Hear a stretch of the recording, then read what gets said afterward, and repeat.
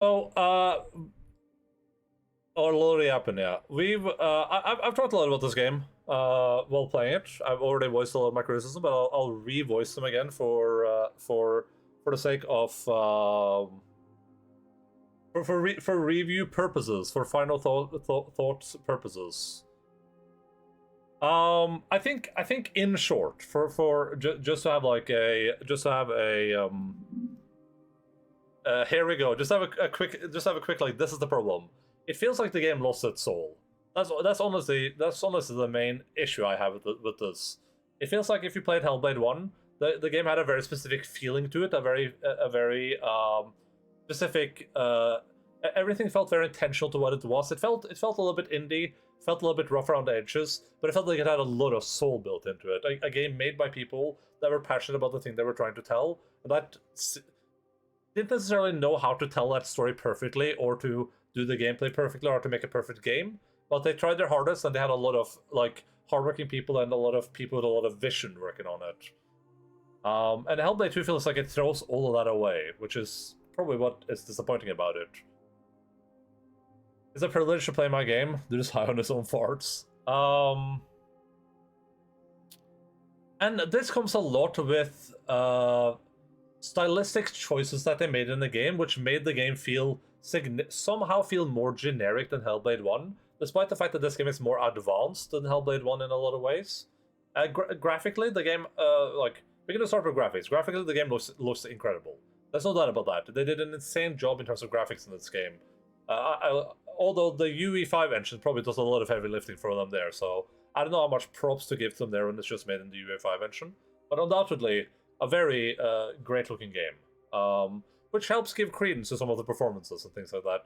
Though I did see some pop-ins from time to time, particularly on characters, which was pretty distracting. I think what lost the soul of the game is that we took a story that felt like it could be very internalized. It felt like the location in Hellblade 1 could be real, could not be real. It could be an abandoned village that Senua happened upon. It could actually be the entrance to hell, to literal hell. And whether or not it was real or not, it was kind of irrelevant, because it was all about Senua's story. And throughout Senua's story, she's guided by several things. She's guided by some characters. Dillian is there. Her mom is there. Her father's there. Druth is there. Some of the darkness is there. The voices in her head are there. But these are all kind of ephemeral things. They're not real. They're memories. They are potential signs of psychosis, right? Of a person having a schizophrenic episode or something like that. These are voices that aren't always positive. They're voices sometimes guiding Senua, sometimes being positive, sometimes being negative. And the switch between those is very important to the game. In this one, it didn't feel like any of that was like in the forefront at all. It felt like we took all of the things that were ephemeral before and made them real and substantial now. Instead of having, instead of seeing visions of Dillian, we just had real people. There were just real people walking around with us. And instead of having segments of Senua walking through darkness, hearing the voices whispering negativity to her or trying to lead her astray, we just had long walking segments with the NPCs walking next to us going, well, my father was a sailor in the old navy, and that is when he was sinking to the shore. And you're like, okay, we're just doing the walking while talking to an NPC. We're doing the linear walking segment through a piece of nature where you can only walk in one distinct path, and some NPCs talking to you and trying to like ingratiate themselves with you. And on top of that, you still have the voices whispering, but they feel so much less prominent, which could be a design choice. It could be that, oh, that's how I'm supposed to feel. I'm supposed to feel like the voices don't really matter. They're not as powerful when other people are around. But it doesn't feel like it was intentional like that. It feels like maybe they were still supposed to be distracting, but that it just kind of missed the mark. In UFR Long, I supposed to have hang halfway off a cliff for a performance. Yeah, that makes sense. And we meet a similar problem with this is going to be a little bit all over the place. I'm just going to do it as I remember playing it. So we get to the start of the game. Premise seems great. Like right off the bat, I'm in on the premise. Senua, crazy person, decided to get herself captured so she could travel to the land of the people that killed Dillian and kill them and their leader, to stop more for people from being savage, right? Seems like a great starting premise. We don't immediately throw this out, but it kind of quickly becomes irrelevant. We're walking through a landscape, we kind of see people getting slaughtered, some of them in a little bit silly ways. The landscape is great looking, but it has that linearity problem that I talked about, where unlike Hellblade 1, which is linear as well, Hellblade 1 didn't feel linear for some reason. It doesn't feel like you're just walking through corridors and that. It feels like a game that is where you're being kind of driven through things for a purpose. While this, we were kind of just wandering around, but we could only go one way. You have this wide open landscape around you, but Senua was just winding her way through the paths that have been made in places that don't feel like they necessarily make sense. We stumble upon some houses, and I'm kind of, just because of how gritty and down to earth Hellblade 1 felt, despite all of its supernatural elements, I'm kind of left thinking like, why is there a house here? Like, why is there a rundown house in this location? Who would have lived here? It's not near water. There's no land. There's no animals. Like I know that's nitpicking, but it's just that's kind of what a lot of the story, that ended up being like a huge problem for me going forward. So we get to the first big village, and I'm asking the same thing. I'm like, this doesn't look like a real place at all. It doesn't look like a place where people would live. The buildings don't necessarily look real. The fences look weird. The way like everything is winding in like very clear paths is strange. They have like a strange bridge going up along a mountain. It's like it feels like we didn't spend a lot of time trying to make realistic looking places. We were just, this is a set piece. It doesn't need to be realistic. You're just gonna walk through it basically, right? Which feels a little bit lazy from a storytelling perspective to me. This is probably something that not a lot of people are going to complain about, because it's just like a pet peeve for me, I guess. So this one's going to be a give or take, right? It's something most people won't even notice or think about, but something that felt very jarring to me from a ambition perspective, right? I would expect this game to go above and beyond for ambition, to try to be better than Hellblade 1, and to rise itself above your generic third-person action adventure game, whatever, right? Which it just doesn't. You know, I was kind of hoping that when I saw that place in front of me, I would... I wouldn't be prevented from entering it because there's a little log across, because the bridge is broken down. There's across this like pond, and there's a little log in front of the gate. I would have hoped that the game would have taken the step to be like, no, of course you can just walk across that and just open up the gate, right? Like, why wouldn't you be able to? Which would have maybe made the game feel a little bit more grounded and made it feel a bit more real than, oh no, you gotta go the long way around because we need to show you this stuff and we need you to talk to this guy while you're walking. Sounds like the inclusion of reality, it doesn't jiff well with Senua being the same premise. You could excuse a lot of stuff with Senua's mental state before, but with people are... Yes, and that's what I was about to get to. The other problem is with the inclusion of real people, it makes it harder to believe... It sets a harder boundary between what is real and what isn't. So it feels like at the end of the game there, they insinuated that, oh, the giants aren't real. They were just made up. They were just a thing in people's heads. So I guess we're saying that there's some sort of like... communal psychosis, which is a real thing. That is a real thing that people can experience. Groups of people can experience the same type of psychosis and believe they saw something happen that didn't happen. That's completely real. But the idea that this entire story is about that as we travel, mass hysteria from meeting bathrooms. The idea that we traveled through this entire place from village to village, met countless characters, saw people die, fought the giants together. And then I guess at the end you're supposed to believe that was all just fake. Like all these people, like the Draugr were fake, the giants were fake. All that was just fake, I guess. Like I don't know. Like that's I can't wrap my head around that. And then but then you have to ask, okay, if it wasn't real, then like what was going on then, right? Like. The intention the entire time for me was like, okay, this can't be real, but then we have these other people around talking to us, so it has to be real. So that just doesn't jive well, and it feels like the introduction of side characters too just kind of fell apart because you don't have a lot of time to ingratiate yourself with those characters. They don't feel interesting in any way by themselves. They just kind of feel like generic people traveling with you that seem to know way too much about you. Some of them, like the Frognevir guy being like, Senua, you can see between the different realms, and you can see the world as it really is. It's like, how does he know any of that? Like, who is this guy?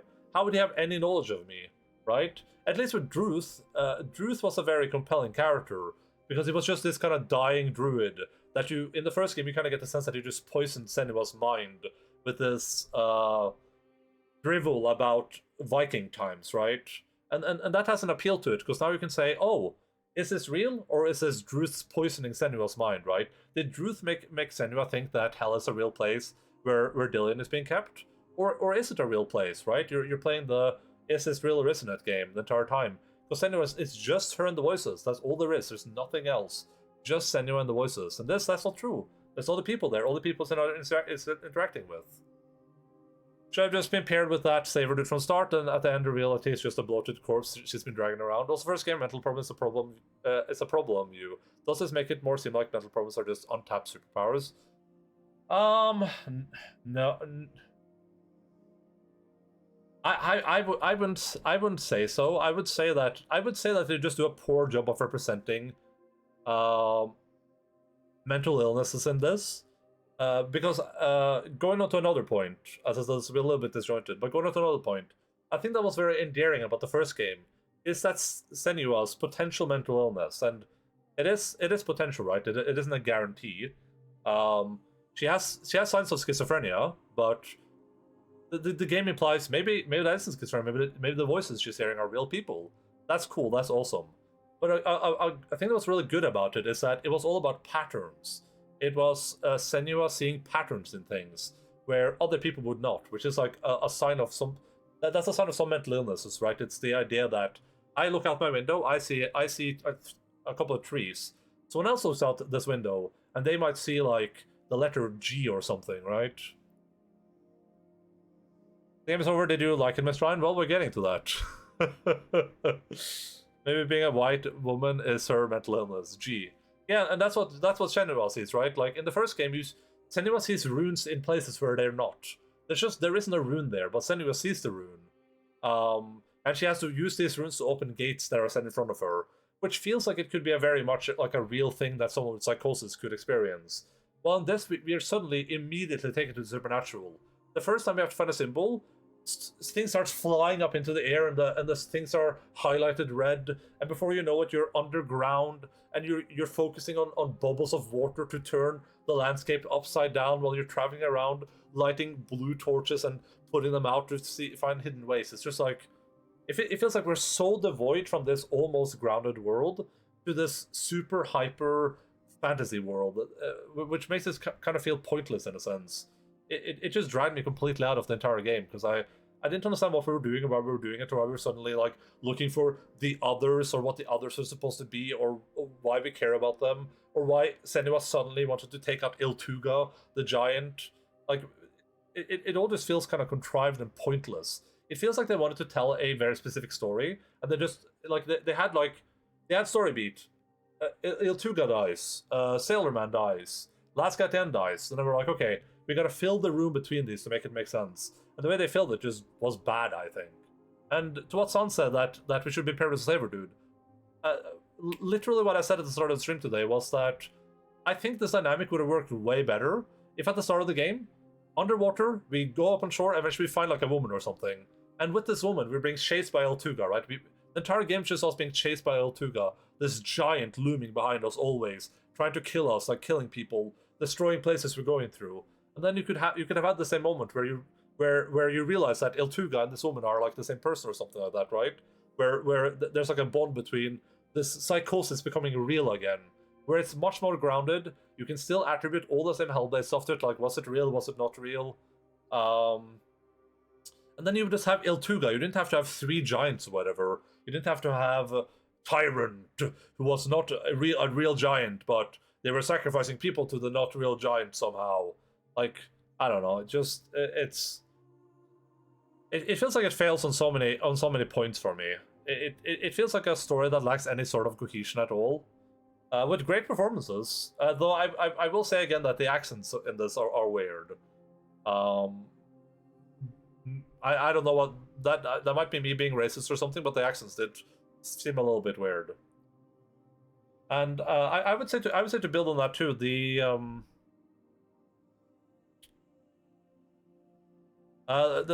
characters feel a bit unnecessary. It doesn't feel like they need to be in the game. They feel like they take away from the game more than they give to the game. and then they get normal people to do the voice acting. Yeah, normal people. I also said that like maybe this is a game where if they wanted to try something to be a little bit out of the comfort zone of the normal gamer, they could have gone with something like a language barrier, right? What if the people here speak Icelandic and Senua doesn't speak that? That would have been really cool. That could have been a cool element to the game where you have these people and there's a lot of them, but they're speaking to each other, but you don't understand. Senua doesn't understand what they're saying.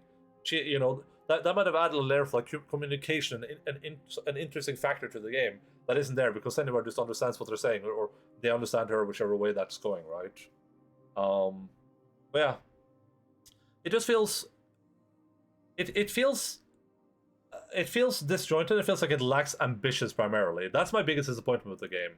It just feels like it lacks ambition. This doesn't feel like a game that was released 7 years after the first game. This feels like, honestly, and I don't mean to savage this game this hard, because I like Hellblade 1 a lot. But honestly, throughout this game multiple times, it felt like I was playing like a UE5 tech demo. It felt like someone just kind of like made a bunch of tech demos for UE5, and they kind of just slammed them together into one story. Where it's just like, hey, oh, look at the lighting in this scene. Oh, now we're underground. Look at the lighting in this scene. Look at how everything looks.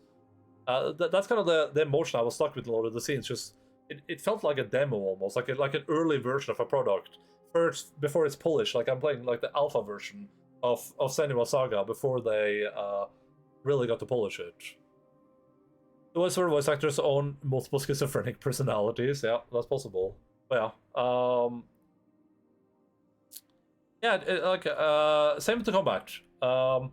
I said they forgot to turn the mic off and let her cook. I said at the start of the game, before we started playing it, I said, okay, so what are we looking for in Hellblade 2? We played Hellblade 1. What do we want? So I wanted more great story moments. I wanted an improvement of the mechanics in the game. So not necessarily more mechanics, but refinement, right? I wanted the combat system to be better. I wanted the puzzles to be better. And that's kind of where I was at. And then I said, do I want the mystery of whether Senua is seeing things not to be solved? Probably not, but if they do it, then maybe they can do it well, right?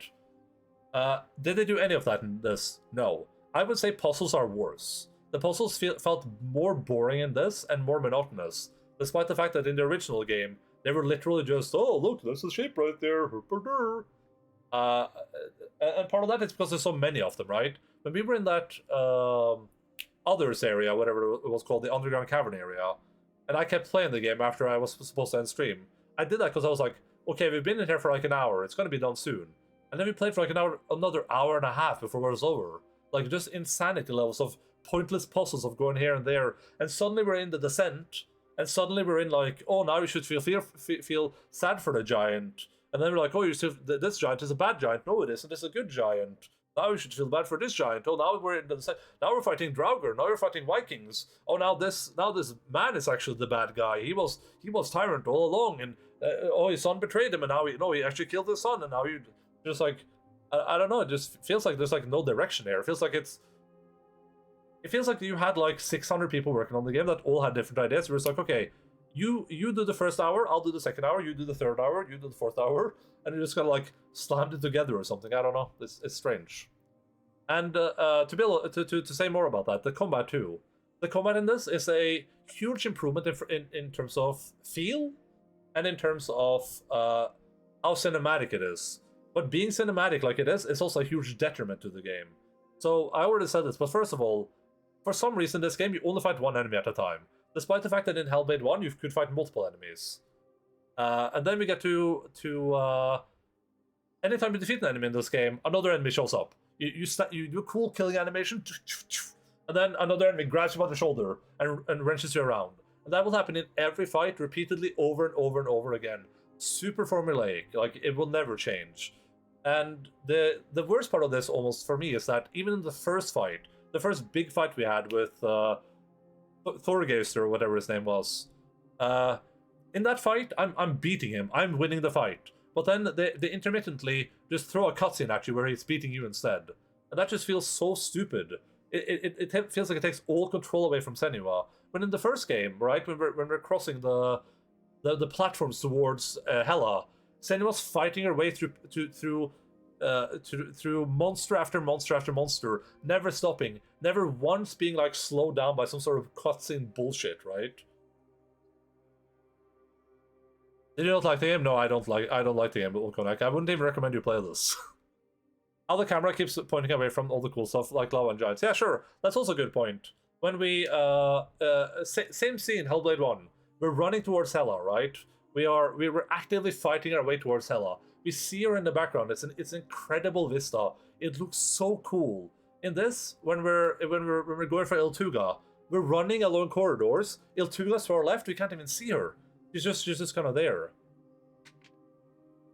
The ascent part was at least different with the ecological bits. The part before, I just felt like them retreading the same themes in the discussions for the first game. Yeah, and that's fair. I just wish the game would have taken one theme and stuck to it, right? First of all, I wish it wouldn't have taken all these weird puzzles. Just make the puzzles feel real again, right? Give me real puzzles that feel like they could have been concocted by a real person. And then if you want us to be underground, shove us underground. Have that be the game. Have it be Senua's Descent, you know? Senua's Descent to Hell. Cool. I'll play that. But you just kind of like shoving a descent moment in there just kind of felt weird. It's like I said during those moments. The fact that I wasn't even remotely creeped out or frightened during that, I was more annoyed, speaks in magnitudes to how, like, bad that horror was. Senua in the Sea of Blood in the first game. Yeah, like, Senua has so many great moments in the first game. I feel like she had none in this game. I genuinely can't remember a single good moment in this game. I don't know. It's weird. It's weird. From a fairness perspective, though, I will say that a lot of what I'm saying is going to boil down to personal preference. The lava pumping to music was spotted cool. Cool, I agree. I'll probably forget about that with time because the rest of the game was so forgettable. To talk about to be positive for a moment, because I'm ripping on the game. A lot of what I'm saying is going to be personal preference. Some people are going to play this game after playing Hellblade 1, they're going to be like, this is what I wanted. This is an advancement of the story. I like where they're going with it. I feel attached to these characters. I feel like they did a good job with it. That's going to be some people.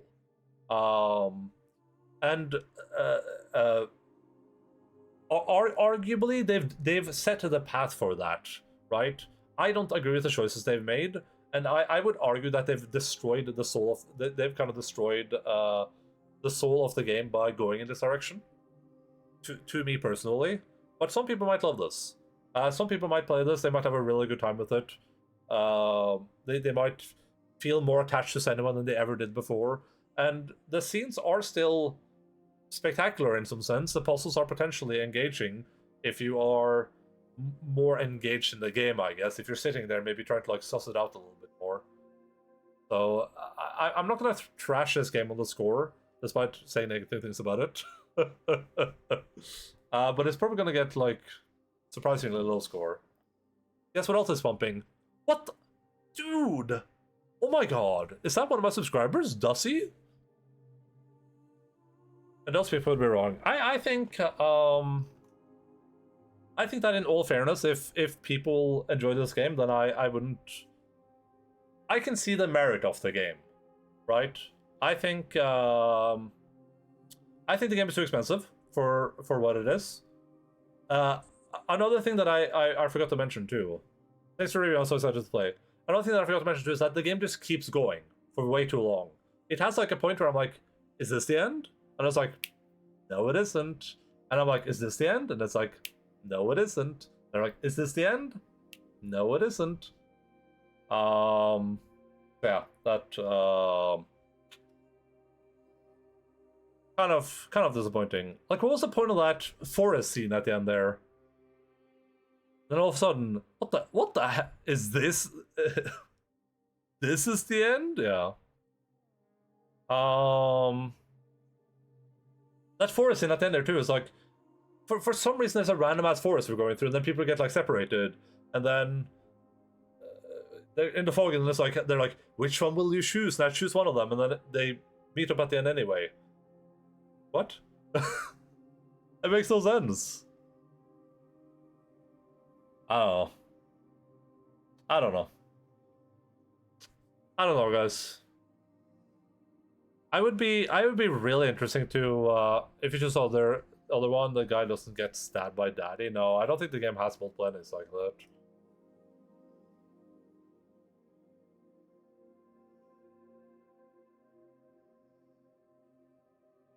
You just need 1 month of Game Pass to play it since it's a couple of hours. I have one free that I'll redeem at some point this year.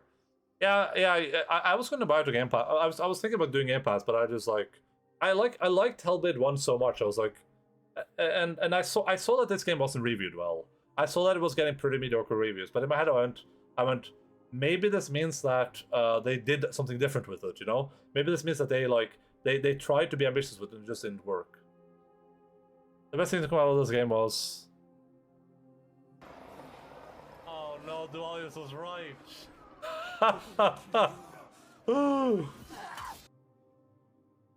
It doesn't make any sense. Maybe it's The Last of Us 2, but critics are also confused. Yeah, that's what I was thinking, Wilk. I was like, maybe they just tried to go outside the box. Maybe I would love this game because other people hate it, right? Maybe it would be like, other people really dislike this game, and maybe that's because they took chances, and I would love those chances. I would love to dig into a game where they did something no other game has done. And the problem with this game is that they didn't. They did things every other game has done. I did this a lot today where I said like multiple points of the game. I was like, let's say I replace these characters with characters from a different game. Would you think this is Hellblade? And the answer is no. You would be like, what? This could be any generic third-person action game. Hello literally. there, mister. Hello, Mr. Alien. Yeah. I think that pretty much sums up what I think about it.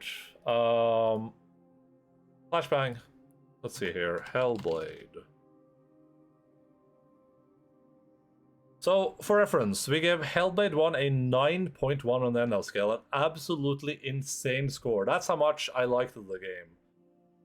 It was supposed to be in the 8s, but then we had that ending scene, and I was like, damn, this is a good ending scene. I was like, god damn! Hellblade 2, right down here, it was under hype.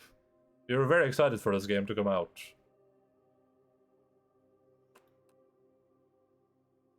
It is released. Let's see here. So let's go for time first. So 7 hours and 8 hours. Okay.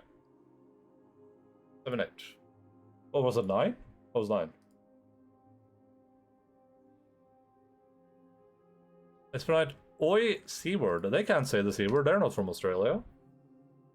Then we go right here. We update this. And we see how long Endaline played this game. Hellblade. We played it for 10.6 hours. 10.6. Oh! Whoop! Scene switch, real quick. Another super big issue I have with this game. Gigantium issue. Super colossal, massive issue. In two steps. 1. The decision to continue with Druth's little totem things, where Druth is now telling you about other parts of Norse mythology, garbage choice. Legitimately garbage choice. The idea, the kind of sentiment from Hellblade 1 was that Druth told Senua the stuff, she went there, and then she experienced that stuff. The sentiment in 2 is that I guess Druth just kind of kept yapping. Druth was just doing this to Senua the entire time, so Senua just heard everything about the Norse people, I guess. Which is like why? If Senua's all alone, sure. But if Senua's gonna have companions around, don't do that. That was a waste. Same goes for those stupid trees. If you wanted one or the other, then do the trees. But like, I didn't care about anything that was happening in those. I liked it in the first game, did not like it in the second game at all. Second issue with those is that putting those little markers on them to indicate how many you have and where you are. Not a good choice in my opinion, because what that meant is the second I saw that I'd missed some, I just stopped caring about them. And they also gave a good indicator for like how close to the end of the game you are, which kind of like I don't know, gives you like an impression of the story that where you're kind of like I was doing, where I was like, well, there's just one left, so we should be done soon. Where if I didn't know that, I might have been more patient towards the end there, right? If I didn't see there were 2 markers left, and then I have 2 hours of gameplay left, I might have been a little bit more patient. I would probably not have like a thing that shows you how far down the track you are if you miss any of them. My opinion. It's just in my opinion. Okay. Here's the Elden Ring scale. 10, flawless masterpiece. Oh, you guys can see this. 9, everyone should play this. 8, great experience worth playing. 7, good play if you like the genre. 6, alright play if it sounds fun. 5, average. 1 to 4 with long costs. Now, if it wasn't for the fact that this game has some redeeming qualities, this might be one of my lowest rated games of all time. No, World Sword Streak Incoming, no, you are way overestimating my cruelty. I've rated games significantly worse than this game, significantly better than Earth 3. The failure of Senua's Saga Hellblade 2, if we ignore the failure of the title change for no reason, when it could have just been called Hellblade 2 Senua Saga, let's just forget about that for a second. Let me rate it for you. Fart. You, brother, you. Here it comes. Just wait for it, guys. No game can top GeoGuessr yet, I see. True. The failure of Senua Saga Hellblade 2 is a lack of ambition. That's all it is. Is the game complete garbage tier in every way imaginable? No. The game is playable. I encountered no bugs. Maybe I don't remember any bugs. I guess I encountered no bugs. Visually impressive. They had great performances still. They told a story that, despite me not liking it, is still a cohesive story. Oh god, I need to go back. Rewind. Another problem, real quick. Endaline here. Edit this into the middle of the review, okay? Pan zoom travel montages, awful. Never do them. Complete garbage town. Nothing takes me out of a story more than suddenly they're there. That is such a garbage way to tell a story. I have no impression at all of how long this story took. I don't know how far away these places are from each other. I don't know how long I traveled with these people. I have no recollection of that at all. Because we're zooming past the landscape and suddenly we're here. Like, we're missing huge chunks of journeys with people that I'm supposed to be friends with and know things about, that I know nothing about, because all we did with them was through travel montages. Not even travel montages, just zoom montages, basically. Never do that. Completely awful. Bring forwards. So they aim for mediocrity instead of aiming to stars for greatness or glorious cash and burn. I don't think they are sure there's a lack of talent. I don't think they aimed for mediocrity. I think they lacked a spark. I think there are two realistic reasons this game is the way that it is. I think one is a lack of direction, meaning that they had some good ideas, but they didn't really have any cohesive person driving those ideas forwards. Like a story made by collective, right? Like a story where they're like, you know, let's just start it out and act a little bit and see where it goes and what we figure out on our journey there. With like multiple people adding to the story and kind of working through it, which we kind of saw a little bit in that video too, where I'm imagining they're like, you know, they're like testing the story with a specific group of people, right? They're like, we're gonna give this story to a bunch of psychologists and see what they have to say about it, and then listen to their feedback, which gives you a very narrow view. You know, something like that, a very bad direction, or they just lacked a spark. They were told to make Hellblade 2, or they wanted to make Hellblade 2, and then they made it, and they didn't have any necessarily like really great ideas for it. They knew they needed to make it. They had some general ideas, but you know, it was just kind of like a hey, we'll make this work type deal. Those are my two assumptions for this game. If this game was made by one person with a huge drive to tell the story, I would be shocked. You know, this isn't like a Kojima thing or a God, what is that other game I'm thinking about?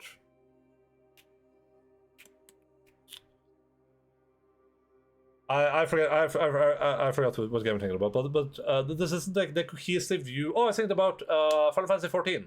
You know, this isn't a Joshi P game where you have one person driving people to fulfill like a concrete vision. That it would shock me if that was the case for this, but I mean it's possible. But yeah, biggest problem with this game, just complete lack of ambition in my opinion. Like everything it does good, right? Like, is the combat bad? No. Is it average? I would say it's interesting. Is it good for what it is? You know, same with the story, same with the characters, same with the visuals are incredible, of course. But same with like everything. It works. So I think with that said,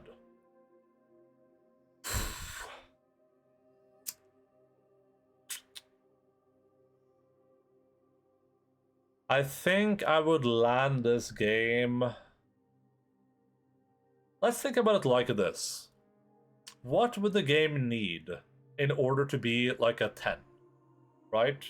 What is it that would push this game from the gates of mediocrity to like an incredible story?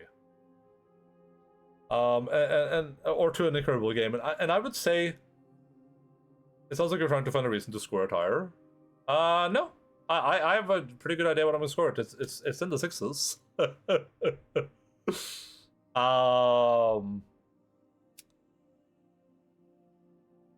I'm thinking right now I'm thinking about low 6s or high 6s though. That's kind of where I am. I think there's two paths to make this game better, and I think there's only one of them that worked for me, which is a different story.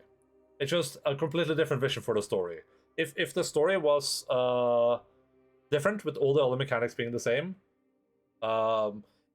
if the story was different, if this was a Hellblade 1 story set in Hellblade 2 with the exact same mechanics, might have been like a 9, right? So I think I'm gonna comfortably put it at like a. Oh, this is a hard one.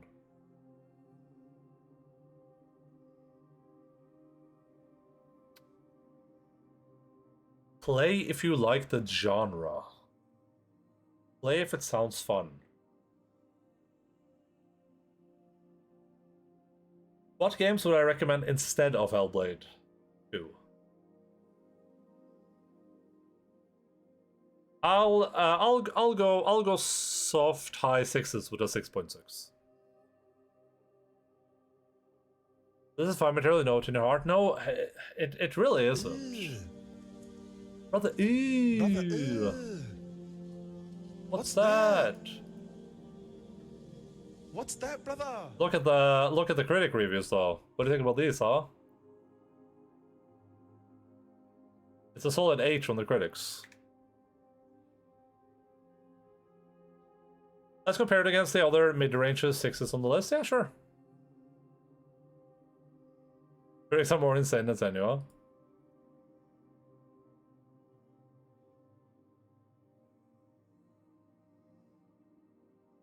Yeah, I think I think this landed pretty well. I think I agree with the score based on what I'm seeing here. I think maybe I'm being charitable. That should have been like a 6.5. I think maybe I was being a little bit charitable, like a decimal charitable. At worst, like a 6.4. But I think based on what we're seeing here, a 6.6 was pretty reasonable. I would put this on par with Dark Souls 3 for sure.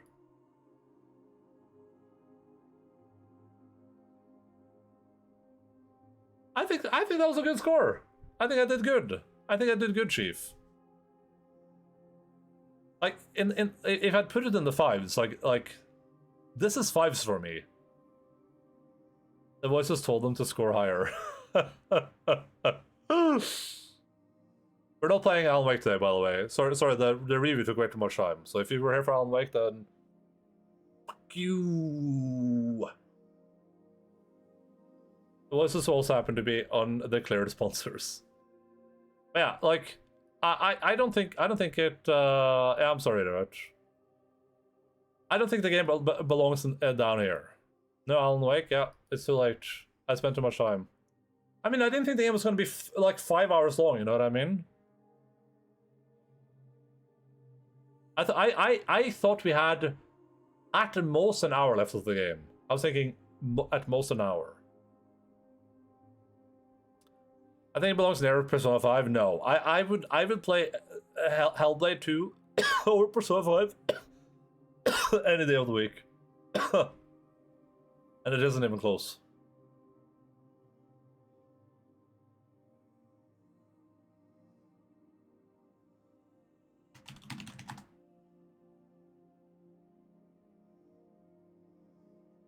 Persona 5 should be rated lower. That's only because Hellblade is 16 times shorter, yeah. And at least it wasn't it didn't overstay its welcome. Yeah, I think this is a good spot for it. For real? Some say that it loops forever. Sorry about that, Alan Wake fans. We'll play Alan Wake on Sunday probably.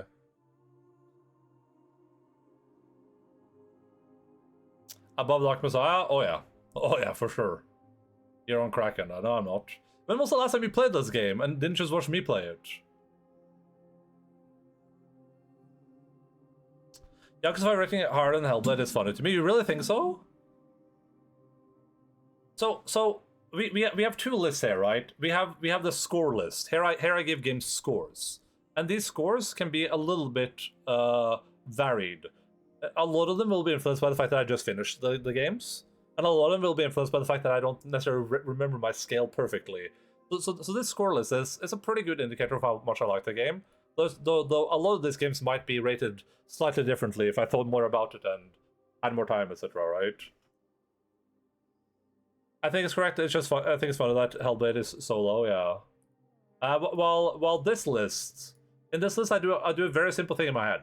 I just say, would I rather play this game than that game? So look at this. Would I rather play Castlevania than Hellblade? I think Hellblade's a better game than that. Would I rather play Dark Messiah much better? No, I'd rather play Hellblade. And then Yakuza 5. Would I rather play Hellblade or Yakuza 5? I would rather play Yakuza 5. And then that goes all the way up the list to the very top. Let me open your review score list. My eyes glaze over and it's like I'm watching an insane man ramble. That's fair. I mean, this mostly just exists for like documentation purposes, right? It's so I can have an idea of what I thought about a game, and then it's so I can someone's like, oh, I wonder what Endaline thought about. Has Endaline played this game? And then it could be like, you know, has Endaline played Noita? It'd be like, oh, he played Noita. What did you think about it? Did I even rate Noita? Oh, yeah, I did. Oh, I thought it was an 8.1. Cool. Yeah. Let's look. They gave it 100.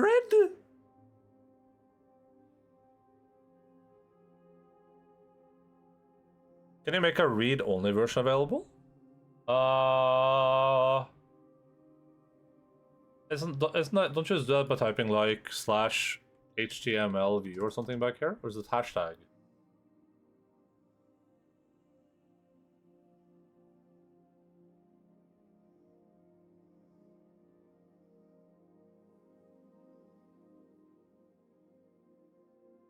Google Docs HTML view. That's a way to just add a thing to the background there that...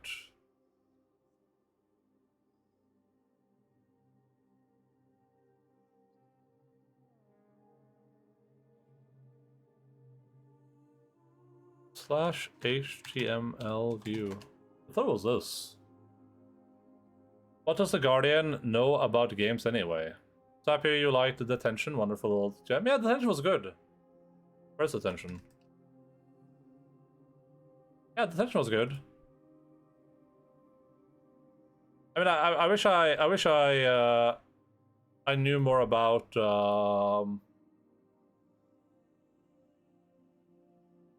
I wish I knew more about like the history around it, you know what I mean? But at Taiwan, yeah, I wish I knew more about the history. Documents for future data archaeologists in 1,000 years, so dig that up and from the ruins of the cloud, they're in the game taste of the 21st century mammal creature. I wish I knew how to do the HTML thing.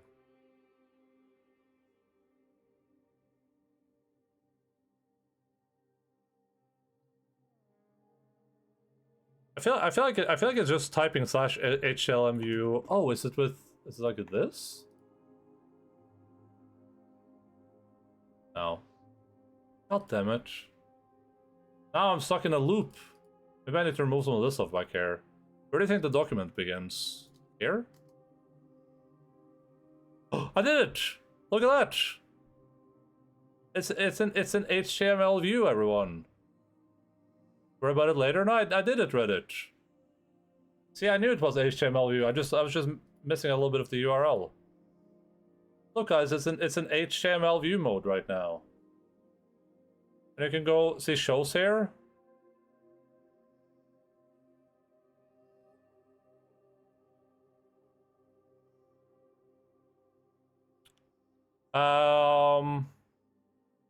Actually good that you don't display blood influence. Yeah, but I think it would be cool to know that going into the game, to have a little bit more context. Look at this Google spreadsheet, man. Go, yeah, that's what I do. Right, gamer.no. I don't know who these people are, so I don't trust them. Whatever country these guys are from, they're psychopaths over there, probably. How is this game getting 100 out of 100 reviews by people? How's that even possible? Like, I'm not saying it should be like, you know, like a 5 out of 10 game or whatever, but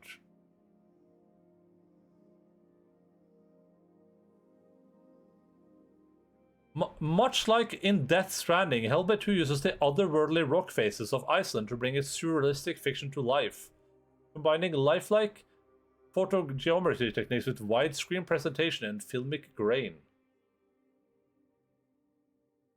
They were the most visually stunning game of this console. Okay, that's just not true. There's no shot this game looks better than Alan Wake 2. Literally no shot. That actually spread some money around. Wasn't Death Stranding America? This is America. Well, that's not what they're saying. They're saying that they're using the way rocks look in Iceland.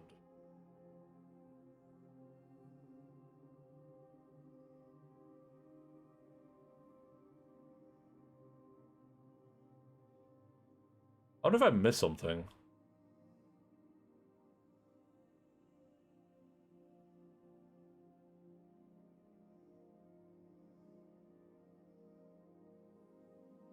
It is brief and tightly scripted. I would say it's too tightly scripted and not brief enough.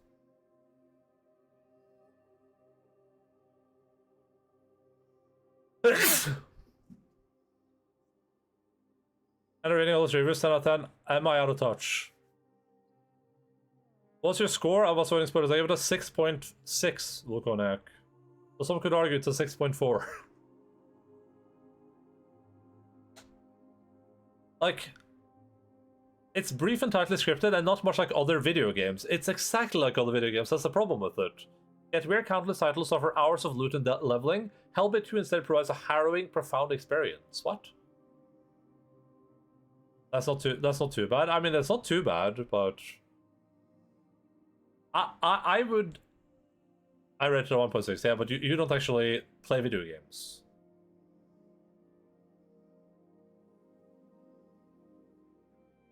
Let's look at some people that know what they're talking about real quick. No, the hell? Oh, oh, oh, oh. Edge magazine. Here, okay. Where's Game Critics? 2.3, no feet to sniff. I read the hell out of Blade. I would not be able to play it. Yeah, I know. 3D Jugos. Just trust your trusted authority in gaming. The thing about this, Wilk, is that I would like, if you really like Hellblade 1, I would recommend people try this to see if they like it or not. But I feel like I would recommend you play any other game before you try this one. And if you didn't like Hellblade 1 much, I don't think I would recommend this at all.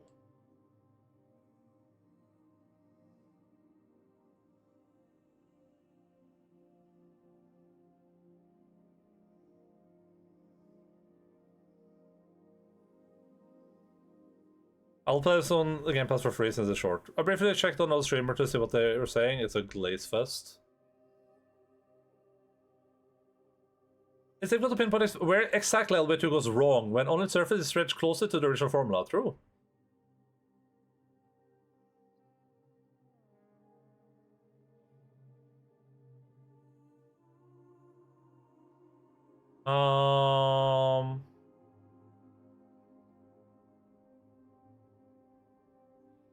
Yeah, so this is a good thing here. However, while Hellblade 2 avoids many of the most frustrating tropes of modern gaming, it struggles to fill that space with anything else of substance. It can't be overstated how much of Hellblade 2 is spent simply tracing along linear paths with literally nothing to do but stare at pretty scenery and wait for Senua to reach the next cutscene. Yeah.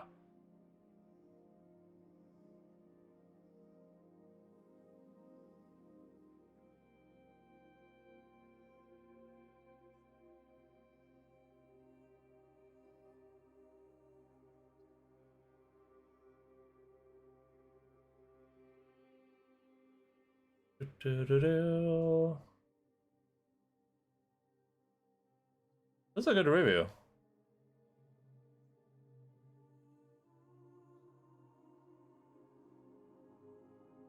Oh, I would go further.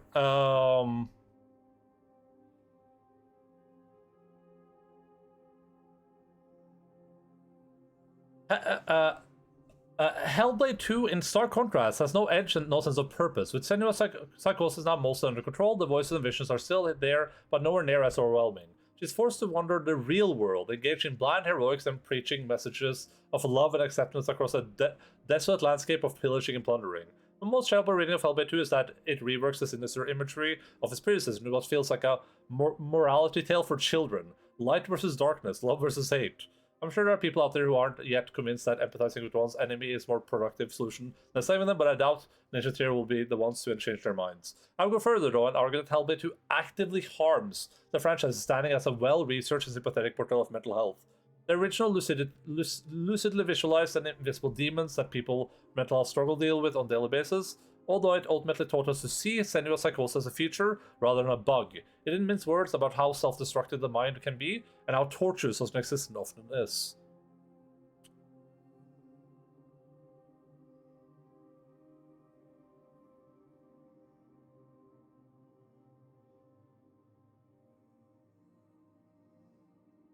Yeah, like this was what I said. Is without spoilers, there's an excruciating long sequence midway through the campaign in which Senua is searching for something ancient and forbidden that can only be unearthed by proving herself.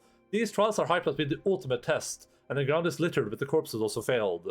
Once there, it turns out the ultimate test is just a series of rudimentary puzzles that largely involve flicking switches in the correct order.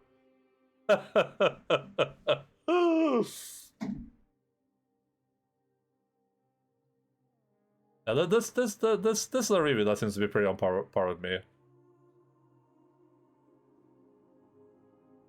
This Mike Suzuki, we like this guy. He knows what he's talking about.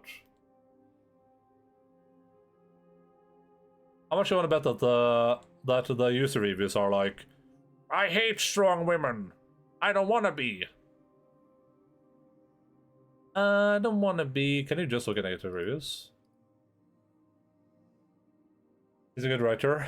If you had to give Hellblade 2 or Alan Wake 2 or to Aliens as presentation of Earth gaming, this will decide the fate of Earth. You, however, will in turn make it so that the chosen game is erased from existence, which you choose. Oh, Hellblade 2. For sure.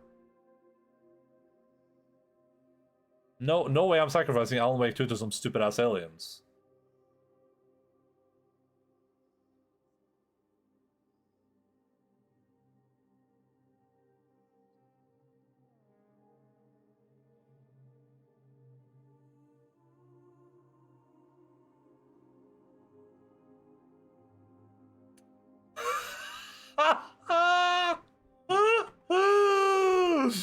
Can't believe it in 2024, playing billion-dollar game with 30 FPS locked on next generation. Am I psychopath? If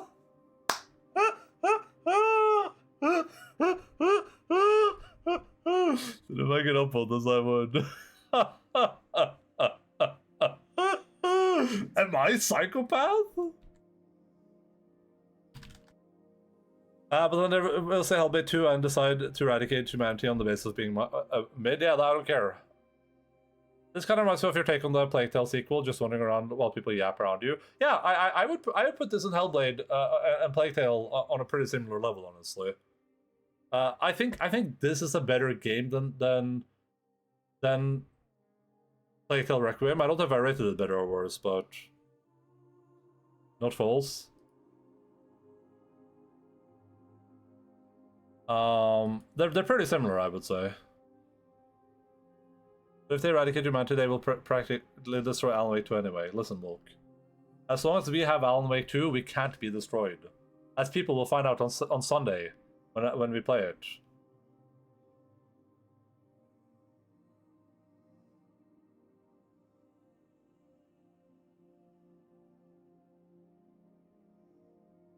I think I think I agree with giving this game a positive, like a thumbs up. I probably would too, but it would be a little bit reluctant.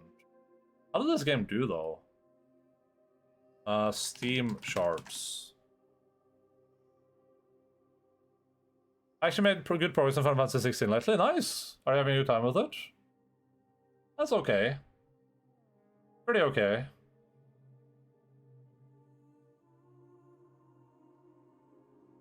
It's good, that's awesome. I think I would prefer to be destroyed than not have Alan Wake 2, yes. Unironically, Alan Wake 2, literally one of the best games ever made, easily. And there's not even a contest. The Shard of Flatline, yeah, but you have to remember this is an Xbox game, and it's also on consoles. And it's also a very specific type of game, so like... I would be surprised with higher numbers than this. This is probably what I would expect. This game probably sold a few 100,000 copies. Might not make its money back, but, I mean... I don't know. I feel like I particularly fucked myself before by trying to explore every corner of the open area, and it literally gives you nothing, so I stopped doing that now. I just go to where the quests are and hunts are. Oh, that's cool. I did explore everything, and I will tell you that, except for, like, literally, like, 2 times, there will be literally nothing anywhere. There are like 2 exceptions to that. And one of them is Logan behind me. It was really boring when I was exploring as a Yeah, that's definitely one of the like complaints about the game, I would say. And I would 100% recommend just stop doing it. 100% recommend that. Speaking of Final Fantasy, I have Nightmare of Minions. I am solely into it. What the hell? You are sick. How much money do you have? Up now I'm actually playing it. That's awesome. Yeah, that's really, really good.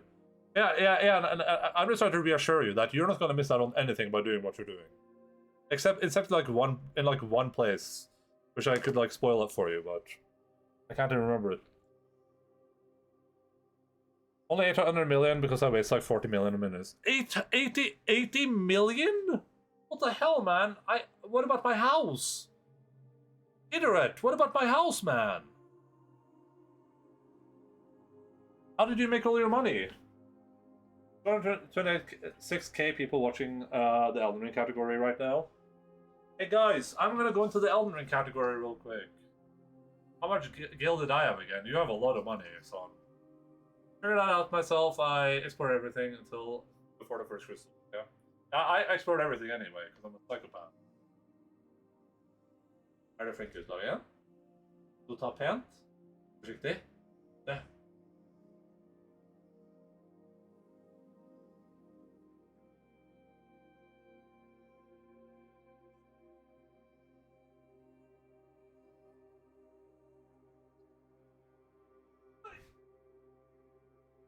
Exakt. Extra ska fokus. Ja, det är papper.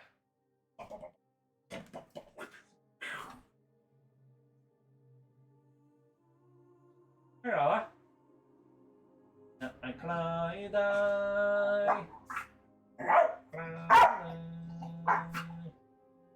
Dagen är en väldigt flickigt.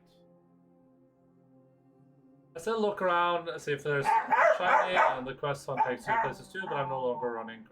Yeah, that's really nice. That'll improve your playthrough a lot, Lukoniak. 800% increase in daily viewership. That's pretty good.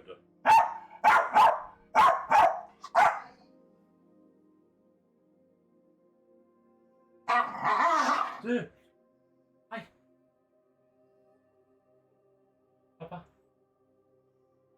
There's no way to just do things in the Guild of Paris, right? I purposefully had to craft for like a month straight to make my money. I did hardcore grinding. Why is the world full? I just want to check my... No, the world... That's going to go away in like 3 seconds on. You kill from roulettes, which you don't do. Oh yeah, I would never do a roulette. I wouldn't be called dead doing a roulette.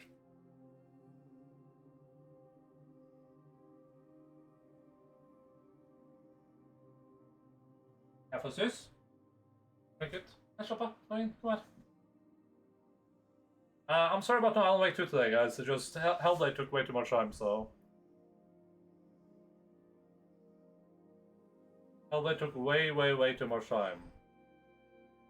5 out of 5 dog would pet. He saddened. I hate to break to you. You would not pet this dog. This would happen. He would be doing this non-stop. And he would refuse to give up. The only reason he's not doing that to me is because I'm physically holding him down while I pet him. Like, you might think I'm just petting right now. I'm pushing him down. Make sure that he can't get up and lick me. He would get licked. He would lick it at you. Hello again. Oh. Alright, gaming people. Thank you also for being today. Hope everyone had a good time. Hellblade 2, not my cup of tea. I would recommend people try it though if you have different opinions than me, if you didn't watch the entire playthrough. Might be your type of game. As we saw, some people gave this a 10 out of 10, so who knows. Finally, my watch has ended. I will now be going on Discord, where I will be starting my Yakuza 6 playthrough in a Discord stream. It's going to be an exclusive Discord stream for the next 24 hours. So that's going to be pretty cool. Yeah. I will never forgive you if that's true.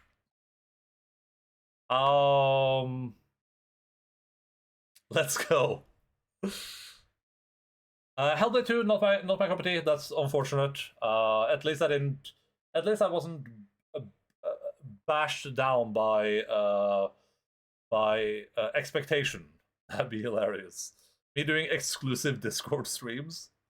Okay, wait, you started playing that game? Okay, I'm doing that exclusively on Discord. I got a Discord sponsorship. Not my cup of tea, but you know, one of the things I was excited for this year. I guess I would be shocked if this wins anything at the Game Awards, but it's possible, I guess. Could win like best graphics. That's possible. Probably not the category that they want to win, but that's at least achievable for them. I'll be back regular time on Saturday at 12:00 Certain Time, 10 GMT plus 2. Schedule at similar time zones. We will not be playing Alan Wake 2 DLC. We will be playing Turnip Boy Robs a Bank or whatever, because that's Deb's game redeem.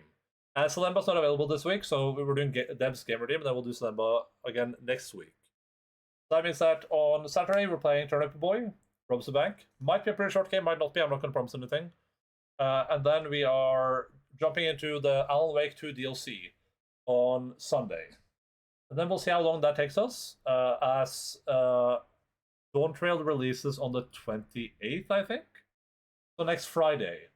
Starting next Friday, I'll remind you guys of this every day, I guess, but starting next Friday, when Dawn Trail releases, I'm going to be playing Dawn Trail on stream as much as I can. Meaning we are ignoring regular stream schedule for the most part. I might do some like proper streams in the regular time zones for some games like Super Mario. But I'll be ignoring time slots. I'll get up when I wake up. I'll play Dawn Trail. I'll get off when I want to get off, and then that's going to be the stream for like a week or two probably. While we play Dawn Trail. You can Discord stream the Kurohyuo side games. I think there's a fan translation available. Oh, Turnip Boy, I've been wondering what those have Turning Point. Not a Turnip Boy, yeah. We're not playing the first one, we're playing Turnip Boy Robs a Bank.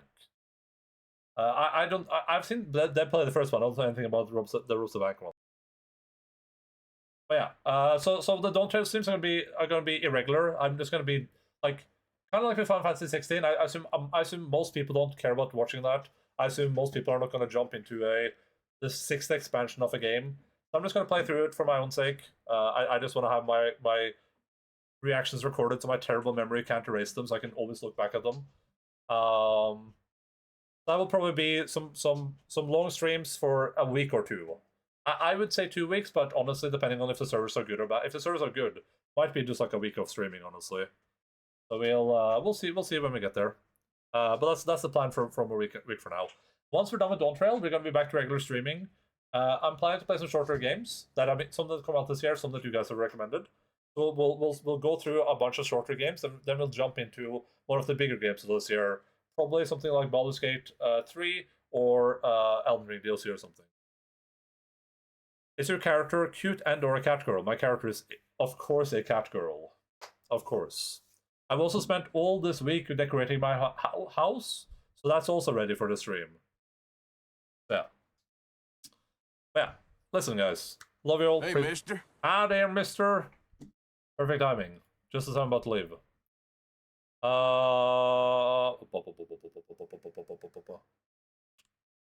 Let's, we can go to someone playing everyone's favorite Yakuza game.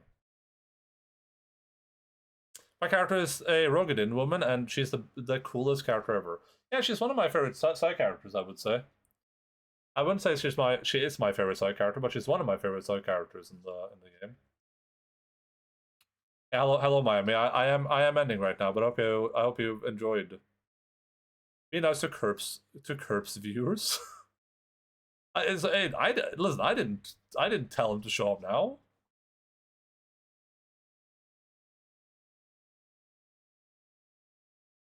She's the most badass looking character you've ever seen, and you know she's pretty good looking. I mean, she's no warrior of light, but you can't all be. Why is my list? Why is no one streaming right now? How does this happen? We're gonna raid Fly Me to the Moony. Awesome completionist streamer. He's doing a speedrun marathon 2024 Ryuga Gotoku Yakuza games. They're just marathoning the Yakuza games.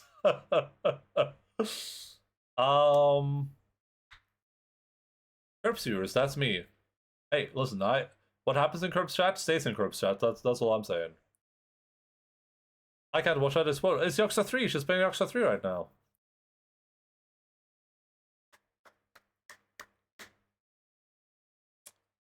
As I was saying, thank you for being here. I appreciate everyone. Hope everyone's had a good time. I look forward to playing some other games with you dudes. Maybe some games that we can all delve our thinking muscles into and enjoy a little bit more than this game. That would be nice. With me, yeah, with you. Thank you so much to Mortis for raid today. I super appreciate that too. Mortis is a great dude. Everyone, please go check Mortis out. The stream was great being here for the whole thing. You're welcome. You're welcome. I'll be back, as I said, on Saturday. Here's the raid. Sorry about Alan Wake today, but we will play the Alan Wake DLC on Sunday.